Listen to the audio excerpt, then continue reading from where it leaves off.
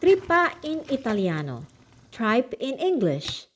It is the edible lining of the cow's stomach. Traditional Italian cookery has a wide variety of tripe recipes. Pre-cooked tripe is simmered in tomato sauce. Back in the day, people would tenderize the tripe by striking it against a rock, which must have been a colorful sight. Now, these days, tripe is invariably sold pre-cooked. It only needs a further 1 to 2 hours of cooking until it's tender. It is low in calories yet packed with protein. You eat it with your favorite bread. I learned this tripe recipe from my husband, but I think I cook better than him. Nuts.